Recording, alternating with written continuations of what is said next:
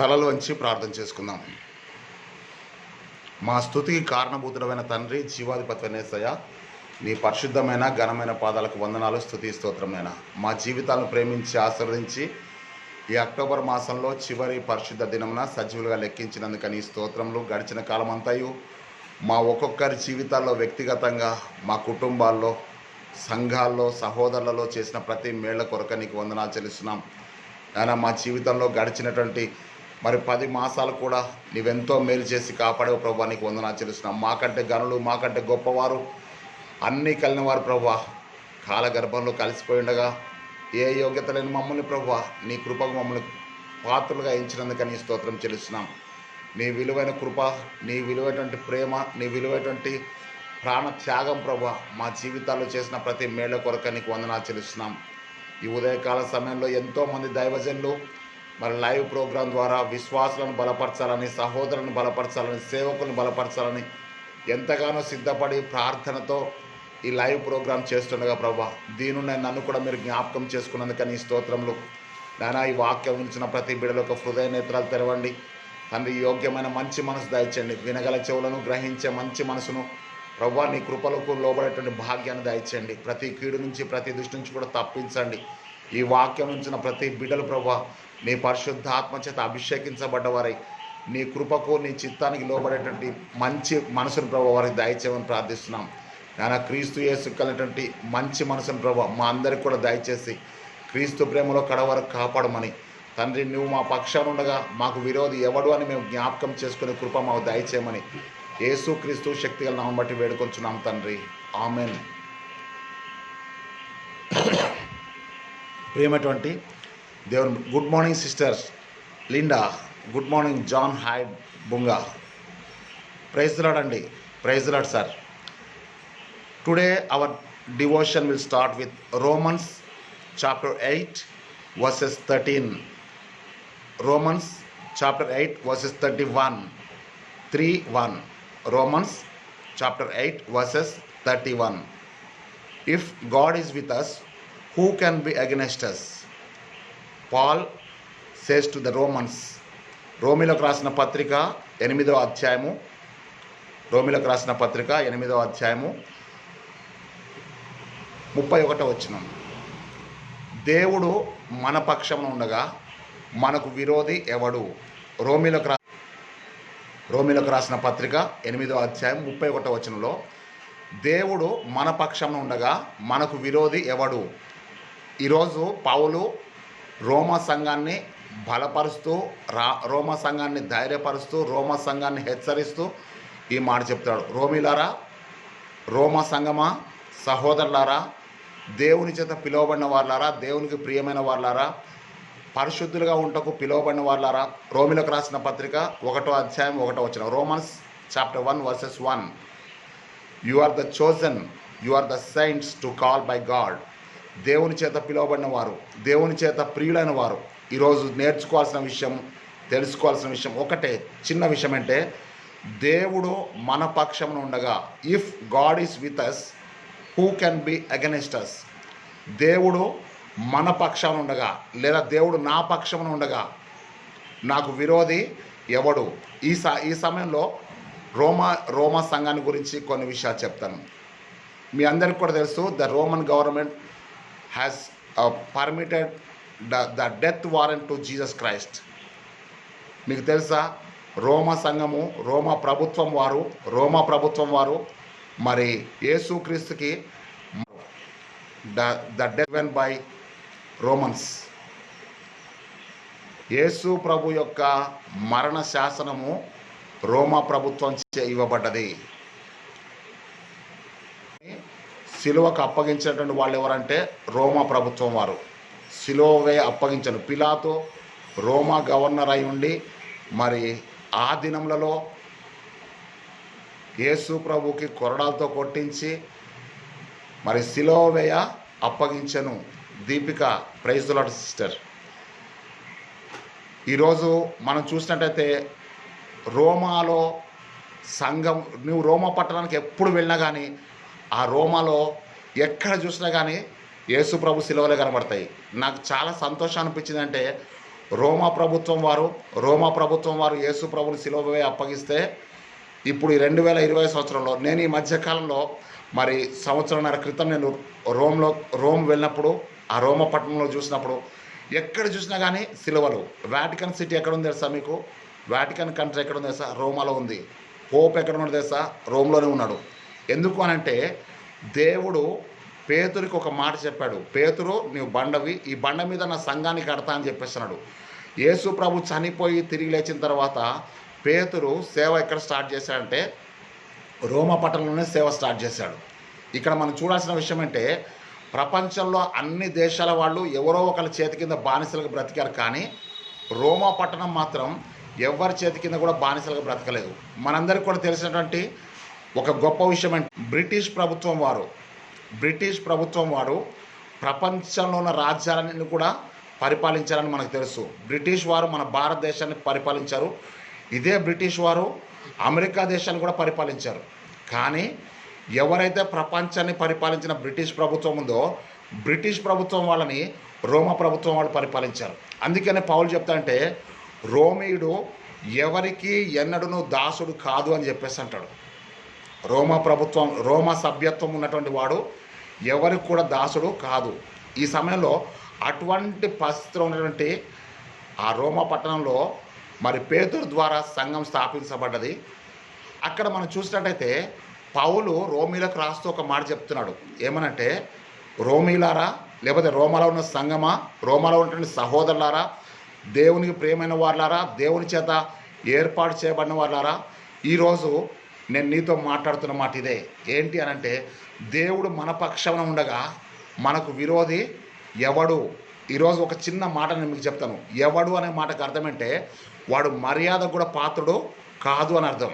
ఈరోజు దేవుడే నీ పక్షాన ఉంటే, దేవుడే నీ పక్షాన ఉంటే నువ్వు లోకంలో ఉన్న వాళ్ళకి ఎవరు కూడా భయపడాల్సిన అవసరం లేదు. దేవుని బిడ్డ, దేవుడు మన పక్షాన ఉండగా అసలు మనకు విరోధి ఎవడు? కాంతన్న బాగున్నావా? Praise the Lord. దేవుడు మన పక్షాన ఉండగా అసలు మనకు విరోధి ఎవడు? ఎన్నో మనం చూస్తున్నాం. The situations are different from the promises of God. దేవుని యొక్క వాగ్దానాలకి లోక పరిస్థితులకు చాలా వ్యతిరేకత ఉంది. In this world you are suffering a lot, but the promises say that I am with you, don't be afraid. దేవుని వాగ్దానం చెప్తుంది, భయపడకము, నేను నీకు దేవుడనై ఉన్నానని చెప్పి సెలవిస్తున్నాడు. మరి పరిస్థితులు చూస్తేనేమో చాలా హారిబుల్గా ఉన్నాయి. ఇక్కడ మనం చూస్తే తమ్ముడు హానక్ ప్రైజ్లా అన్న, ఇక్కడ మనం చూసినట్టయితే దేవుడు నీ పక్షాన ఉన్నాడనే సంగతి ముందు నువ్వు తెలుసుకోవాలి. ఈరోజు రోమపత్రికలో దేవుడు నీతో మాట్లాడుతున్నాడు. అసలు దేవుడు నా పక్షాన ఉన్నాడన్న సంగతి నేను తెలుసుకోవాలి. నేనే తెలుసుకోకపోతే మరి పరిస్థితి ఏంటో ఒకసారి ఆలోచించేద్దాం. పౌలు అందుకే రాస్తున్నాడు, దేవుడు మన పక్షాన ఉండగా మనకు విరోధి ఎవడు అనే మాటకు అర్థం ఏంటి తెలుసా? వాడు మర్యాద కూడా పాత్రుడు కాదు. నువ్వెవడరా నాతో మాట్లాడడానికి కదా? నువ్వు అసలు ఎవడు అంటే అర్థం ఏంటంటే మర్యాద కూడా పాత్రుడు కాదు. నిజమే, దేవుడు మన పక్షాన ఉండగా మనకు విరోధి ఎవడు? చాలాసార్లు మనం అనుకుంటాం మనకు విరోధి అనగానే సాతాన్ అనుకుంటాం. తమ్ముడు చార్లెస్, ప్రైజ్ ది లార్డ్. దేవుడు మన పక్షాన ఉన్నాడు. ఈరోజు దేవుడు నీ పక్షాన ఉన్నాడన్న సంగతి నువ్వు గ్రహించాలి.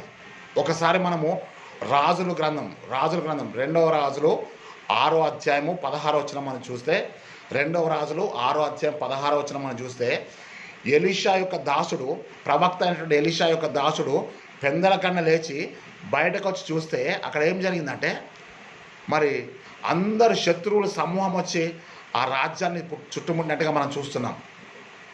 వెంటనే ఆ దాసుడు లోపలికి వచ్చి చెప్తాడమంటే ఆ దాసుడు వచ్చి ఏం చెప్తున్నాడు తెలుసా? ఏం చెప్తున్నాడు? అయ్యా దైవజనుడా, ఇదిగో పట్టణం మొత్తాన్ని కూడా శత్రువులు ఆక్యుపై చేశారు, శత్రువులు వచ్చి ఆక్రమించారు, మన పరిస్థితి ఏంటి అని చెప్పేసి అన్నప్పుడు అక్కడ దైవజనుడు ఒక మాట చెప్తున్నాడు. ఒకసారి మీరు చూడండి, 2వ రాజుల గ్రంథము మరి 6వ అధ్యాయం, 2వ రాజుల గ్రంథము 6వ అధ్యాయము 16వ వచనం చూడండి దయచేసి.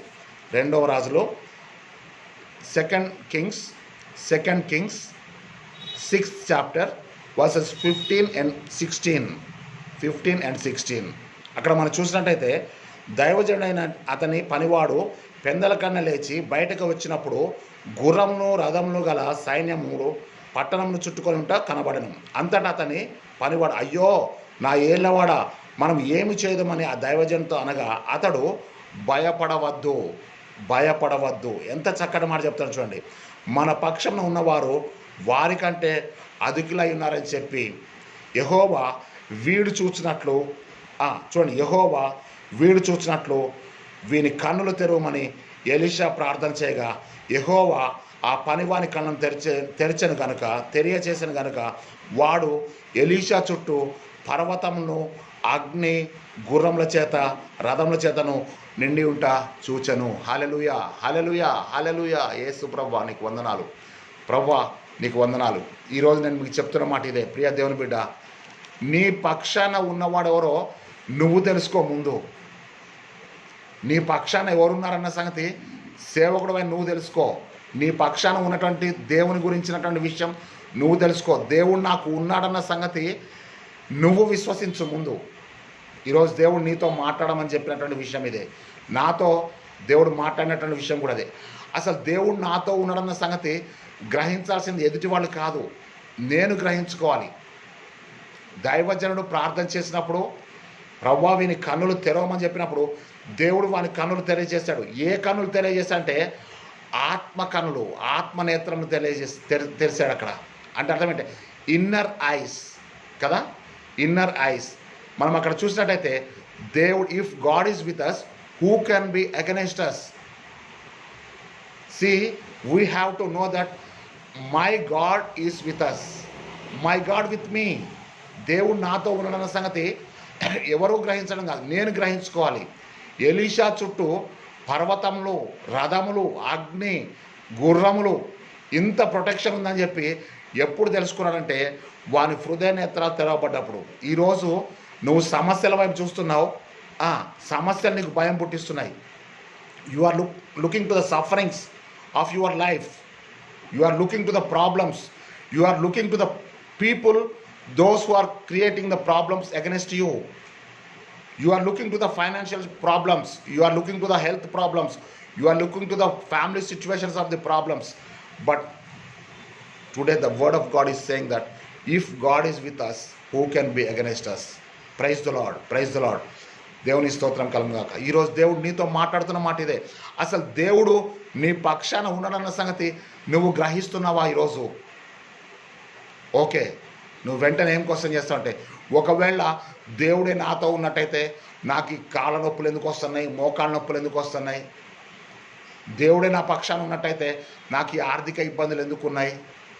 దేవుడే నా పక్షాన ఉన్నట్టయితే నా కుటుంబంలో ఎందుకు ఇన్ని సమస్యలు ఉన్నాయని చెప్పి నువ్వు వెంటనే ప్రశ్నిస్తావు నన్ను. నాకు తెలుసు ప్రియ దేవుని బిడ్డ,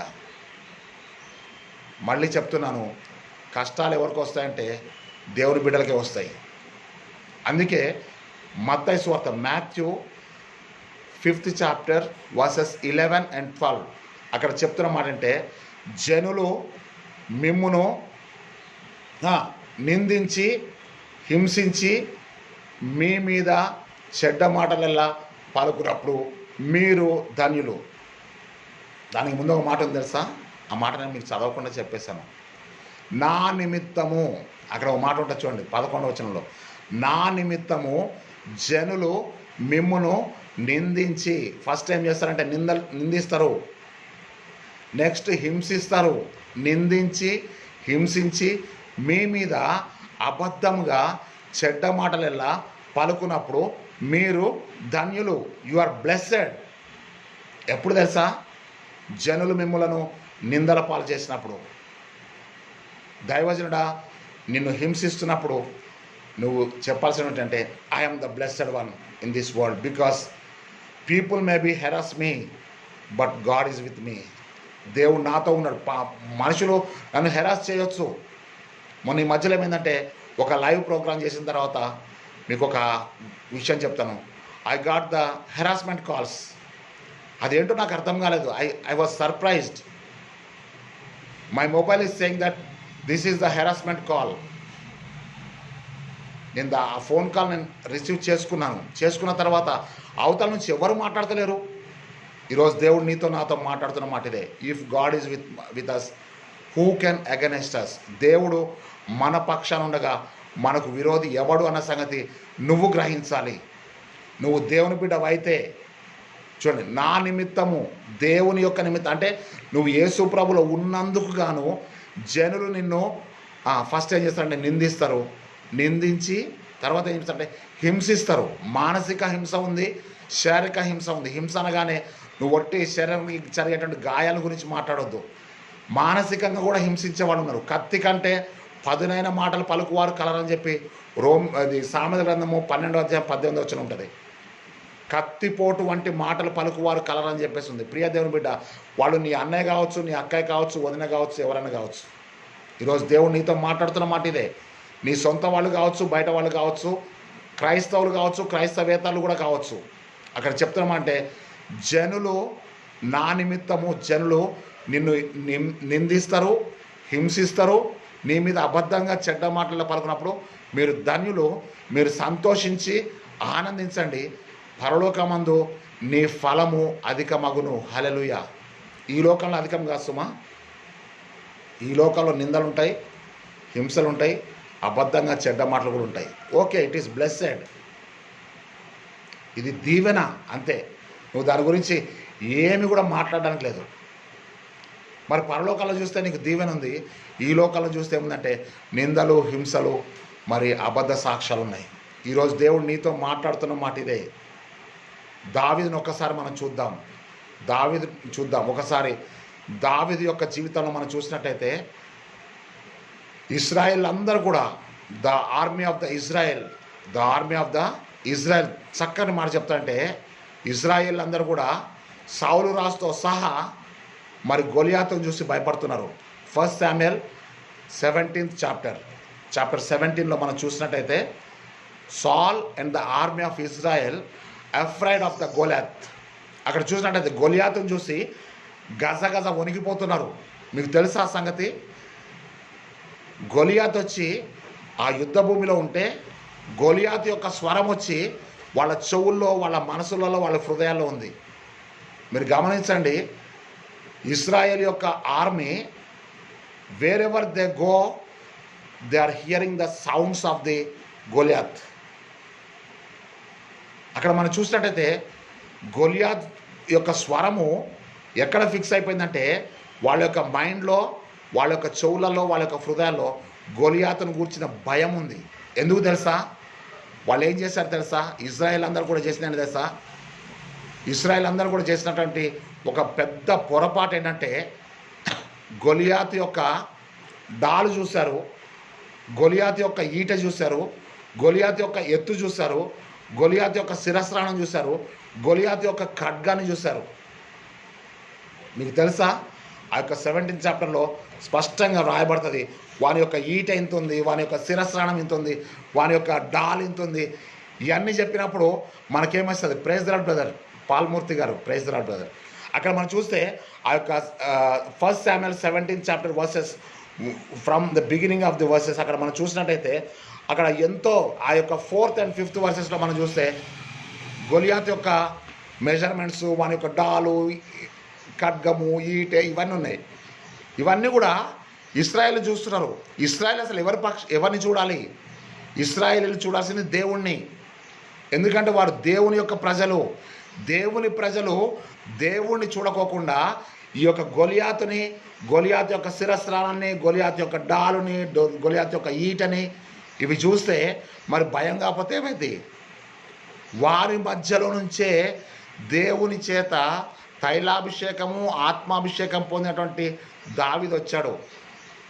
దావీదు ఆ 16వ అధ్యాయంలోనే 12వ వచనం 13వ వచనంలోనే అభిషేకించబడ్డాడు సమూయేలు చేత. ఎప్పుడైతే తైలాభిషేకం జరిగిందో దావీదుకి నాట నుండి యెహోవా ఆత్మ దావీదుపై బలంగా దిగి వచ్చను. 1 సమూయేలు 1 Samuel మరి 16th చాప్టర్ వర్సెస్ 13 అక్కడ మనం చూస్తే నాట నుండి యెహోవా ఆత్మ దావీదు మీదనకు బలముగా దిగి వచ్చాను అని చెప్పేసి ఉంటుంది. ఒకసారి మీరు please turn to the page. అక్కడ సమూయేలు మొదటి గ్రంథము చూడండి అక్కడ మనం చూసినట్టయితే 16th చాప్టర్ వర్సెస్ 13లో మనం చూస్తే సమూయేలు తైలపు కొమ్ము తీసి వాని సహోదరులతో వాడిని అభిషేకం చేశాడు. నాట నుండి యెహోవా ఆత్మ దావీదు మీదకి బలముగా దిగి వచ్చాను. హల్లెలూయా! ఎంత మంచి మాట చూసారా?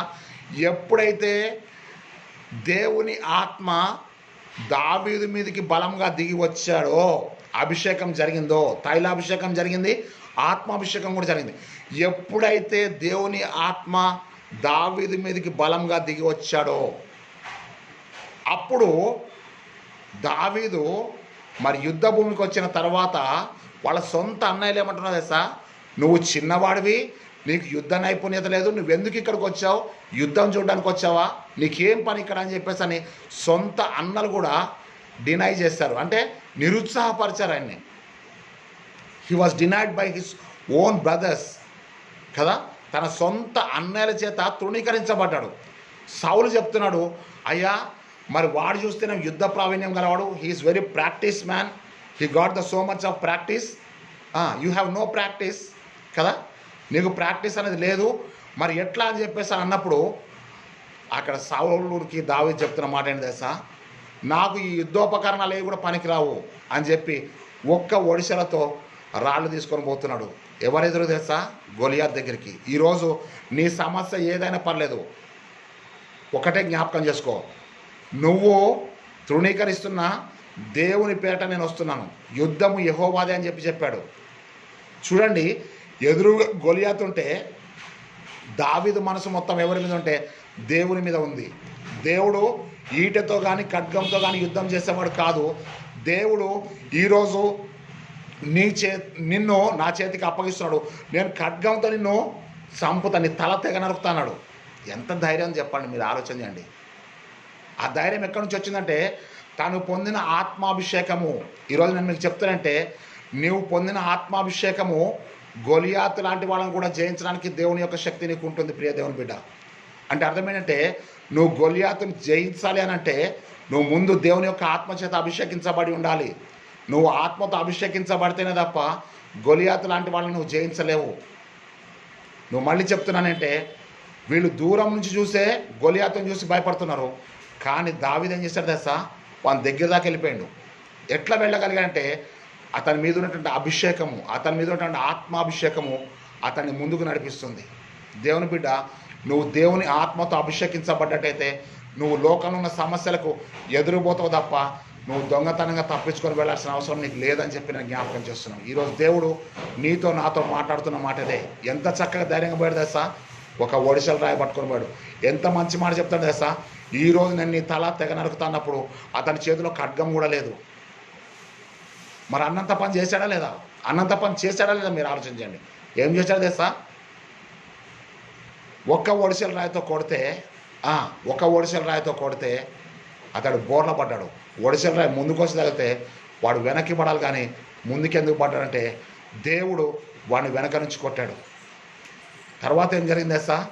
వాడి ఖడ్గం తీసి వాని తలకాయని తెగ నరికినట్టుగా మనం చూస్తున్నాం. వాని ఖడ్గం తీసే వాడిని తెగ నరికినట్టుగా మనం చూస్తున్నాం. దేవుడు ఈరోజు నీతో నాతో మాట్లాడుతున్న మాట ఇదే. నువ్వు సమస్యను గురించి ఆలోచన చేయొద్దు, నువ్వు దేవుని యొక్క ఆత్మను గురించి నువ్వు ఆలోచన చేయి. నిజంగా నీకు దేవుని ఆత్మాభిషేకం ఉంటే దావీదుకి గొలియాతు యొక్క డాలు చూడట్లేదు, గొలియాతు యొక్క ఈట చూడట్లేదు, గొలియాతు యొక్క శిరస్నాన్ని చూడట్లేదు, గొలియాతు గాడు ఎంత ఎత్తున్నాడు ఎంతలా ఉన్నాడో చూడట్లేదు. అసలు గొలియాతు యొక్క స్వరాన్ని దావీదు అసలు లక్ష్య పెట్టట్లేదు. ఈరోజు దేవుడు నీతో మాట్లాడుతున్నాడు ఏంటంటే, నువ్వు దేవుని యందు ఆత్మలో అభిషేకించబడితే ఈ లోక సంబంధమైన వాడి యొక్క మాటలు నువ్వు లక్ష్య పెట్టవు అని చెప్పి నేను జ్ఞాపకం చేస్తున్నాను. మీరు గమనించండి దేవుని బిడ్డారా, యేసు ప్రభుని పాదాల మీద పడి, అయ్యా నా చిన్న కుమార్తె చచ్చిపోతానికి సిద్ధంగా ఉంది, నువ్వు వచ్చి దాని మీద చేతులు ఉంచమని చెప్పి జనసమూహం ఎదుట యాయీరు అనేటువంటి సమాజ మందిరపు అధికారి అందరి ఎదుట పోయి ఆయన పాదాల మీద పడి అతన్ని మిగుల బతిలాడుకొని అతన్ని ఇంటికి తీసుకొస్తున్నాడు. యేసయ్యని ఇంటికి తీసుకొస్తుంటే సాతాను కూడా ప్లాన్ వేశాడు. ఒక ఫస్ట్ గ్రూప్ ఆఫ్ పీపుల్ని ఆ ఊరి గవిని వద్ద పెట్టాడు. వాళ్ళు ఏం చేస్తున్నారు తెలుసా? యాయీరు ఇంటికా నుంచి బయలుదేరి వచ్చి, అయ్యా నీ కుమార్తె చచ్చిపోయింది, బోధకుడిని బాధ పెట్టొద్దు, బోధకుడిని బాధ పెట్టదు అంటే ఇటు నుంచి ఇటే పంపించేస్తే నీ బిడ్డ చచ్చిపోయిందాయా, ఇంకెందుకు చచ్చిపోయిన దాని దగ్గరికి యేసుప్రభుని ఎందుకు తెస్తావు? యేసుప్రభు ఎవరు తెస్తా? మార్గము సత్యము జీవం, ఆయనలో జీవం ఉండెను, ఆ జీవం మనుషులకు వెలుగై ఉండేనని చెప్పబడ్డ. తెలుసా దేవుని బిడ్డ, ఈరోజు దేవుడు నీతో నాతో మాట్లాడుతున్న మాట ఇదే. ఈరోజు దేవుడు నీతో నాతో మాట్లాడుతున్న మాట ఇదే. కారణం ఏంటంటే దేవుడు నీ పక్షాన ఉండగా నీకు విరోధి ఎవడు? గొలియాతు లాంటి సమస్యలు, గొలియాతు లాంటి ఈటలు, గొలియాతు పట్టుకున్న డాలు, గొలియాతు పట్టుకున్న ఖడ్గము, ఇవన్నీ నీ ఎదురుకి రావచ్చు. కానీ నువ్వు గొలియాతుని, గొలియాతు ఖడ్గాన్ని, గొలియాతు యొక్క డాల్ని, గొలియాతు యొక్క ఈటని, శిరసని ఇవి చూడొద్దు. నీ పక్షాన ఉన్నవాడు వారికంటే అధికుడు, నీ పక్షాన ఉన్నవాడు వారికంటే గొప్పవాడు. నీ సమస్యలు తీర్చగల దేవుడు సమస్య కంటే కూడా గొప్పవాడు. నిన్ను నిందించే ప్రజల కంటే గొప్పవాడు, నిన్ను హింసించే ప్రజల కంటే గొప్పవాడు, నీ మీద అబద్ధ సాక్ష్యాలు పలికే వారికంటే కూడా గొప్పవాడు. ఈరోజు దేవుడు నీతో మాట్లాడమన్నమాట ఇదే. దేవుడు నీ పక్షాన ఉన్న సంగతి నువ్వు తెలుసుకో. యెషయా గ్రంథం 43 అధ్యాయం ఒకసారి తీయండి. యెషయా గ్రంథం 43 అధ్యాయము, ఐజయా చాప్టర్ 43 వర్సెస్ 1. అక్కడ మనం చూస్తే, నేను నిన్ను విమోచించి ఉన్నాను, భయపడకము, పేరు పెట్టి నిన్ను పిలిచి ఉన్నాను, నీవు నా సొత్తు, యు బిలాంగ్స్ టు మీ, నువ్వు నా సొత్తు. ఈరోజు దేవుడు నీతో మాట్లాడుతున్నాడు. నువ్వు నీ సొత్తు కాదు, నీవు విలువ పెట్టి కొనబడినటువంటి దేవుని బిడ్డవి. ఎందుకు నువ్వు భయపడుతున్నావు? ఎందుకు మనుషులకు భయపడాల్సి వస్తుంది? ఎందుకు నువ్వు మనుషుల వైపు చూస్తున్నావు? ఎందుకు నువ్వు సమస్యల వైపు చూస్తున్నావు అంటే, నువ్వు దేవుని వైపు చూడట్లేదు కాబట్టే నువ్వు సమస్యల వైపు చూస్తున్నావు. నువ్వు దేవుని వైపు తిరిగితే, నువ్వు దేవుణ్ణి చూస్తే గొలియాతును చూడాల్సినంత అవసరం నీకు లేదు, గొలియాతుకు భయపడాల్సినంత అవసరం కూడా నీకు లేదని చెప్పి జ్ఞాపకం చేస్తున్నాను. ఒక్కసారి మీరు యోహాను రాసినటువంటి మొదటి పత్రిక తీయండి దయచేసి. యోహాను రాసినటువంటి మొదటి పత్రిక 1వ అధ్యాయం తీయండి దయచేసి. యోహాను రాసినటువంటి మొదటి పత్రిక 1వ అధ్యాయం చూడండి దయచేసి. 1వ అధ్యాయం 14వ వచనం చూద్దాం. యోహాను రాసినటువంటి మొదటి పత్రిక 1 John చాప్టర్ 2 వర్సెస్ 14. చిన్నపిల్లలారా, మీరు తండ్రిని ఎరిగి ఉన్నారు కనుక మీకు వ్రాయిచున్నాను. తండ్రులారా, మీరు ఆది నుండి ఉన్నవాన్ని ఎరిగి ఉన్నారు కనుక మీకు వ్రాయిచున్నాను. యవనస్తులారా, ఇక్కడ చూడండి, యవనస్తులారా ప్రత్యేకంగా చెప్తాడు. 1 John 1st chapter 2nd chapter versus 14, 2వ అధ్యాయము 14వ వచనం. అక్కడ చూడండి, యవనస్తులారా మీరు బలవంతులు, యవనస్తులారా మీరు బలవంతులు. చూడండి, దేవుని వాక్యము మీ యందు నిలుచుతున్నది, మీరు దృష్టిని జయించున్నారు కనుక మీకు రాస్తున్నాను. యవనస్తులారా మీరు బలవంతులు, యవనస్తులారా మీరు బలవంతులు. Praise lord. హానో, థ్యాంక్ యూ వెరీ మచ్. యవనస్తులారా మీరు బలవంతులు. అక్కడ చక్క రాసినట్టే, మీరు బలవంతులు, దేవుని వాక్యము మీ యందు నిలుచుచున్నది, నిలిచి ఉన్నది కాదు, చూడండి, నిలుచుచున్నది. చూడండి, యవనస్తులారా మీరు దేవుని వాక్యము మీ యందు నిలుచుచున్నది. దేవుని వాక్యమే దేవుని యొక్క ఆత్మ. వాక్యము దేవుడై ఉండను, వాక్యము దేవుని యొద్ద ఉండను కదా. దేవుని వాక్యమును ఆత్మ ఖడ్గము అని ఎఫెసీయులకు రాసిన పత్రిక 6వ అధ్యాయము 17వ వచనం చెప్తున్నాడు. దేవుని వాక్యము అను ఆత్మ ఖడ్గము. ఆ రోజు నువ్వు అనుకోవచ్చు, అయ్యా సమూయేలు వచ్చి మరి దావీదుని తైలంతో అభిషేకించాడు కాబట్టి ఆత్మ దిగి వచ్చింది, మరి 2020లో నా పరిస్థితి ఏంటి అని చెప్పి నువ్వు అడగవచ్చు. ఇక్కడ స్పష్టంగా చెప్తుంటే, దేవుని వాక్యము నీ యందు నిలుచుచున్నది, నిలిచి ఉన్నది కాదు, నిలుచుచున్నది అంటే దట్ ఈస్ కంటిన్యూస్ ప్రాసెస్. ఈరోజు నువ్వు గ్రహించాలి, దేవుని యొక్క వాక్యాన్ని నువ్వు బలంగా చదవాలి, దేవుని యొక్క వాక్యాన్ని బలంగా నేర్చుకోవాలి. నేర్చుకుంటే ఏమైందంటే, దేవుని వాక్యమును ఆత్మ ఖడ్గము చేత నువ్వు దుష్టుడు వేచున్న అగ్ని బాణములను నువ్వు ఆర్పివేటకు సమర్థుడు అని చెప్పి జ్ఞాపకం చేసుకో. దేవుడు ఈరోజు స్పష్టంగా నీతో మాట్లాడుతున్నాడు. ప్రియ దేవుని బిడ్డ, పరిశుద్ధాత్మ దేవుడు నీతో మాట్లాడుతున్నాడు. దేవుని వాక్యమును ఆత్మ ఖడ్గం ఉంటే నువ్వు గొలియాతు లాంటి వాళ్ళని నువ్వు ఈజీగా నరకగలవు. ఈరోజు 2020 ఈ యొక్క అక్టోబర్ 25వ తారీఖున దేవుడు నీకు ఒకటే మాట చెప్తా, అసలు దేవుడే నీ పక్షాన ఉంటే నీకు విరోధి ఎవడు? ఏ సమస్య కూడా నిన్ను దాటి వెళ్ళలేదు. ఆ రోజు ఇశ్రాయేలుకు దేవుని యొక్క మహిమేంటో చూపించాడు, సర్వలోకానికి కూడా దేవుని యొక్క మహిమేంటో చూపించాడు. ఈ 2020లో దేవుడు నీతో మాట్లాడుతున్న మాట ఇదే. అసలు దేవుడే నీ పక్షాన ఉండగా నీకు విరోధి ఎవడు అని చెప్పి నువ్వు మరి ఒకసారి జ్ఞాపకం చేసుకో. దేవుని వాక్యమును ఆత్మ ఖడ్గమును ధరించుకోండి. ఎంత మంచి మాట చూడండి. నువ్వు దేవుని వాక్యమును ఆత్మ ఖడ్గాన్ని పట్టుకుంటే, నువ్వు విశ్వాసం అనే డాలు ఈ చేతితో పట్టుకుంటే, ఈ ఖడ్గంతో నువ్వు నరకాలి. ఈ విశ్వాసం అనే డాల్తో నిన్ను నువ్వు రక్షించుకోవాలి. సమస్యలు వచ్చాయా? ఇగో విశ్వాసం అనే డాలు ఉంది. ఇదిగో శత్రువు వచ్చాడా? ఇగో దేవుని వాక్యమును ఆత్మ ఖడ్గం ఉంది. కత్తితో పొడవాలి, ఖడ్గంతో నరకాలి కదా. నువ్వు శత్రువు నరకకపోతే వాడు నిన్ను నరికే ప్రమాదం ఉంది. ఈరోజు దేవుడు నీతో చిన్న వాక్యం ద్వారా మాట్లాడు. అసలు దేవుడు నీ పక్షాన ఉండగా నీకు విరోధి ఎవడు? ఈ మాట నువ్వు గ్రహించగలిగితే, దేవుడు అనే మాటకు అర్థమంటే దేవుడే ఆత్మ. దేవుడే ఆత్మ కదా.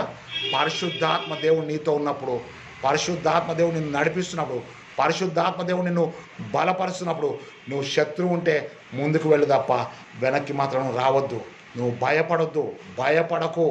నేను నీకు దేవుడనై ఉన్నాను. ఐ ఆమ్ యువర్ గాడ్ కదా.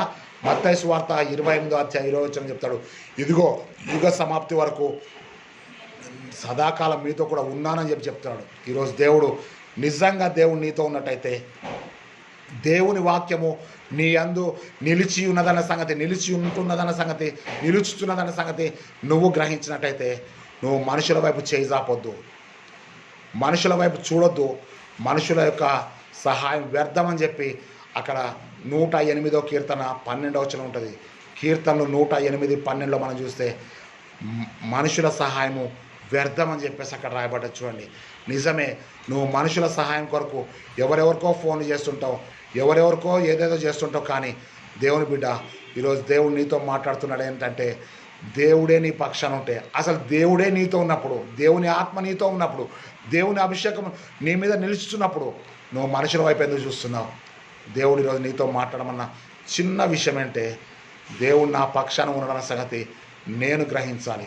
Don't look to the people, don't look to the situations, don't look to the financial problems, don't look to the health condition of your lifes. మళ్ళీ చెప్తున్నాను, దేవుడే నీ పక్షాన ఉంటే, దేవుడే నీ పక్షాన ఉంటే నీకు విరోధి ఎవడు అని చెప్పి ప్రభువైన యేసుక్రీస్తు ఈరోజు నీతో చెప్తాడు. యేసయ్య, నువ్వు నా పక్షాన ఉన్నందుకు నీకు వందనాలు యేసయ్య అని చెప్పి తలలు వంచి ప్రార్థన చేసుకుందాం. తలలు వంచి ప్రార్థన చేసుకుందాం. ఎలీషా పక్షాన ఉన్నటువంటి దేవుడు, దావీదు పక్షాన ఉన్నటువంటి దేవుడు ఈరోజు నీ పక్షాన ఉన్న సంగతి నువ్వు గ్రహించు. నేను మళ్ళీ చెప్తానంటే, దేవుడు నా పక్షాన ఉండని నేను గ్రహించుకోవాలి. దావీదు దేవుడు నా పక్షాన ఉండని సంగతి గ్రహించుకున్నాడు కాబట్టే గొలియాతును జయించగలిగాడు. దేవుని యొక్క సన్నిధి నా పక్షాన ఉన్నదని ఎలీషా గ్రహించాడు కాబట్టే, ఆ ఎలీషా తన చుట్టూ ఉన్నటువంటి ప్రొటెక్షన్ ఏంటో తన దాసునికి కన్నులు తెరిచినాక చూపించగలిగాడు. ఓకే, దేవుని యొక్క ప్రొటెక్షన్ ఎప్పుడు ఎట్లుంటుందంటే, విజిబుల్గా కొన్నిసార్లు ఉంటుంది, ఇన్విజిబుల్గా కొన్నిసార్లు ఉంటుంది. అంటే దృశ్యంగా కొన్నిసార్లు ఉంటుంది, అదృశ్యంగా కొన్నిసార్లు ఉంటుంది. కాబట్టి ఈరోజు దేవుడు నీతో మాట్లాడుతున్న మాట ఇదే. ఎలీషా చుట్టూ ఉన్నటువంటి ప్రొటెక్షన్, సన్నిధి, దేవుని సన్నిధి దాసునికి ఎప్పుడు కనబడాలంటే హృదయ నేత్రాలు తెరవబడ్డప్పుడే. నిజమే, నీ హృదయ నేత్రాలు తెరవబడితేనే తప్ప దేవుని యొక్క ప్రొటెక్షన్ అంటే నీకు కనబడదని చెప్పి దేవుడు నీతో స్పష్టంగా మాట్లాడుతున్నాడు. తలలు వంచి ప్రార్థన చేసుకుందాం. సర్వకృపానిధి అయిన యేసుక్రీస్తు ప్రభువు దయగల తండ్రి, నీ పరిశుద్ధ పాదాలకు వందనాలు, స్తుతి, స్తోత్రం నాయన. ఎలీషా పక్షాన అగ్ని రథములను, గుర్రములను ఉంచి ఎలీషా చుట్టూ నువ్వు అత్యధికమైనటువంటి కాపుదల ఉంచినందుకు నీకు వందనాలు, స్తోత్రం చెల్లిస్తున్నాం యేసయ్య. పరిశుద్ధాత్మ దేవ, దావీదు చుట్టూ ప్రభువా నీ ఆత్మాభిషేకమును కంచెగా నాటినందుకు నీకు వందనాలు చెల్లిస్తున్నాం. యెహోవా యందు భయభక్తులు గల వారి చుట్టూ ఆయన దూత కావలి ఉండి వారిని రక్షించునని చెప్పేసి అని తండ్రి నీ వాక్యంలో సెలవిస్తున్నావు. తండ్రి 34వ కీర్తన 7వ వచనంలో చెప్తున్నావు ప్రభువా, నీకు వందనాలు చెల్లిస్తున్నాం. యెహోవా యందు భయభక్తులు గల వారి చుట్టూ ఆయన దూత కావలి ఉండి వారిని రక్షించనని చెప్పి సెలవిస్తున్నావు కనుక నీకు వందనాలు చెల్లిస్తున్నాం. దావీదు పక్షాన కార్యం చేసిన దేవా, యుద్ధం యెహోవాదే అని చెప్పి గొలియాతును హతం చేసినట్టుగా మేము చూస్తున్నాం. యవనస్తులారా, మీ అందు దేవుని వాక్యం నిలుస్తున్నది కనుక మీరు దుష్టుని జయించున్నారని చెప్పి మరి యోహాన్ మొదటి పత్రిక 2వ అధ్యాయంలో ఆ 14వ వచనం ద్వారా మాతో మాట్లాడినందుకు నీకు వందనాలు చెల్లిస్తున్నాం ప్రభా. నువ్వు మా పక్షాన ఉన్నావన్న సంగతి మేము గ్రహించుకోగలటకు మా హృదయ నేత్రాలు తెరవమని చెప్పి ఈరోజు ప్రార్థన చేస్తున్నాం. దైవజనులందరూ కూడా ప్రభా, దేవుడు మా పక్షాన ఉన్నాడని ప్రతి దైవజనుడు హృదయ నేత్రాలు యేసు నామములో తెరవబడుగాక. ప్రతి ఒక్క విశ్వాసి, ప్రతి సహోదరుడు, ప్రతి సహోదరి దేవుడు నా పక్షాన ఉన్నాడని గ్రహించుదురుగాక. ప్రభువా నీకు వందనాలు చెల్లిస్తున్నాం. యాయీరుని కలవరపరిచేటువంటి సమాచారము యాయీరుకి అందినప్పుడు ప్రభువా నువ్వు యాయీరుతో మాట్లాడుతున్నావు. భయపడకు, నమ్మిక మాత్రం ఉంచమని చెప్పి సెలవిచ్చావు ప్రభా. నీకు వందనాలు చెల్లిస్తున్నాం. మార్కు సువార్త ప్రభా 5వ అధ్యాయం ఆ యొక్క 35వ వచనంలో మేము ప్రభా మేము చూస్తున్నాం. తండ్రి నీకు వందనాలు చెల్లిస్తున్నాం. తండ్రి నీకు వందనాలు చెల్లిస్తున్నాం. యేసయ్య నువ్వు నా పక్షాన ఉన్నావు ప్రభా. నా సమస్యను జయించుటకు నాకు శక్తినిచ్చే దేవుడు నువ్వు నాతో ఉన్నావు ప్రభా. జనులు నిందిస్తున్నారు, జనులు హింసిస్తున్నారు, జనులు అబద్ధంగా చెడ్డ మాటలు పలుకుతున్నారు ప్రభా. నా నిమిత్తము నువ్వు హింసించబడితే నాయన, నువ్వు సెలవిచ్చిన మాట ప్రకారంగా నీ నిమిత్తం హింసించబడితే మేము ధన్యులమవుతాం, కానీ అన్యులము కాదని మేము గ్రహించుకుంటాం. మా శక్తిని దయచండి. నీ పరిశుద్ధాత్మ అభిషేకము మా మీద నిలిచి ఉన్నది కనుక ఎవడు మాకు బోధింపనవసరం లేదని చెప్పి మేము గ్రహించుకునే భాగ్యం దయచేసి ఈ ఉదయకాలపు ప్రార్థన ద్వారా, ఈ లైవ్ ప్రోగ్రాం ద్వారా, ఈ చిన్న వాక్యం ద్వారా ఎలీషా పక్షాన ఉన్న దేవా, దావీదు పక్షాన ఉన్న దేవా, నువ్వు మా పక్షాన ఉన్నందుకు నీకు వందనాలు చెల్లిస్తూ, నువ్వు మా పక్షాన ఉండి మమ్మల్ని ప్రభా విజయోత్సాహంతో మమ్మల్ని నడిపిస్తున్న దేవా, శ్రమకైనను, నిందకైనను, కరువుకైనను, ఖడ్గంకైనను, వస్త్రహీనత, ఉపవదనం అటు ఏదైనా తండ్రి క్రీస్తు ప్రేమ నుంచి మమ్మల్ని ఎడబాపనేరదని మేము గ్రహించుకొని నీ చిత్తానికి లోబడి నీలో విశ్వాసముతో, ధైర్యముతో, నిరీక్షణతో ముందుకు వెళుతూ నవంబర్ మాసంలో మేము అడుగుపెట్టి నువ్వు దాచి ఉంచిన ప్రతి దీవెనలో మేము స్వతంత్రించుకుంటూ కృప చూపించి 11వ మాసంలో నీ కొరకు సజీవ సాక్షులుగా, నీ కొరకు సువార్త కరపత్రాలుగా, నీ కొరకు ప్రభా జీవించు యోధులుగా మేము బ్రతుటకు సహాయం చేసి గొలియాతు మీద విజయాన్ని ఇచ్చిన దేవా, ఇదిగో శత్రువుల మీద విజయాన్ని ఇచ్చిన తండ్రి, మా సమస్యలన్నింటినీ కూడా యేసు నామములో లయపరుస్తున్నాం. నీ యొక్క ఆత్మచేత అభిషేకించి నీ మహిమ కార్యముల కొరకు మమ్మల్ని ఆయుధపరచమని, క్రీస్తు ప్రేమలో మమ్మల్ని కడవరకు కాపాడమని యేసు క్రీస్తు శక్తిగా నామమును బట్టి ప్రార్థించి స్తుతించి వేడుకొనుచున్నాం తండ్రి. ఆమెన్. తండ్రి, కుమారుడు, పరిశుద్ధాత్మ సర్వశక్తి గల త్రియేక దేవుని దీవెన ఇప్పుడు సదాకాలము మనందరికీ తోడై తన నిత్య మహిమలో చేర్చుకొనుగాక. Amen, amen, amen. దేవుడు మిమ్మల్ని అందరినీ కూడా దీవించి తన మహిమ కొరకు స్తుతి పాత్రగా వాడుకొనుగాక. మీ అందరికి కూడా వందనాలు. ఆమెన్. మళ్ళీ వచ్చే ఆదివారం ఉదయం 8 గంటల నుంచి 8:30 గంటల వరకు మరి లైవ్ ప్రోగ్రాంలో మనందరూ కూడా కలుసుకోవాల్సిందిగా ప్రేమతో మనవి చేస్తున్నాను. దేవుని ఆత్మ మిమ్మలను సర్వసత్యంలోనికి నడిపించును గాక. దేవుని నామమునకు మహిమ కలుగును గాక. Amen, amen, amen.